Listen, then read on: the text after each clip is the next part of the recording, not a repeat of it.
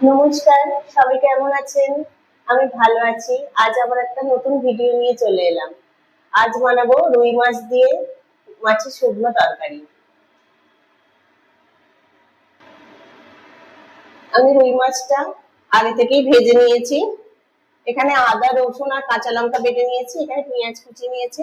এখানে আলুটা পাতলা করে কেটে নিয়েছি। কড়াতে আমি তেল দিয়ে প্রথমে আলুটা ভেজে নেব।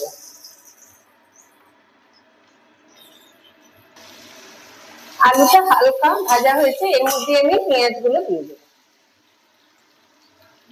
আপনারা আলুটা তুলে রেখে তারপরেও পেঁয়াজগুলো ভেজে নিতে পারেন। আমি একসাথেই ভেজে নেব। আলুটা ভাজার সময় আমি এতে পরিমাণ মতো নুন দিয়ে দেব,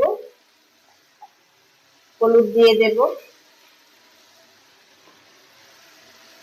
আর একটু কাশ্মীরি লঙ্কা দিয়ে দেব, দিয়ে এটা ভেজে নেব।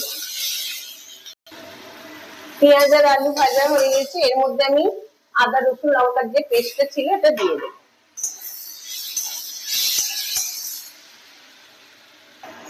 আমি এবার এতে গরম জল অ্যাড করে দেব।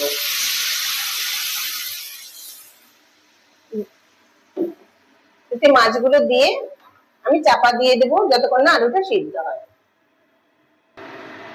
রুই মাছের আলু পেঁয়াজ দিয়ে তরকারি আমার রেডি হয়ে গিয়েছে। উপর থেকে আমি জিরে গুঁড়ো ছড়িয়ে দিলাম।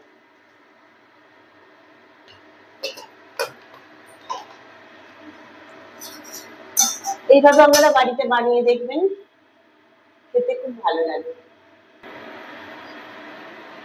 পুরো ভিডিওটা দেখবেন আর কেমন লাগলো জানাতে ভুলবেন না। সবাই ভালো থাকবেন।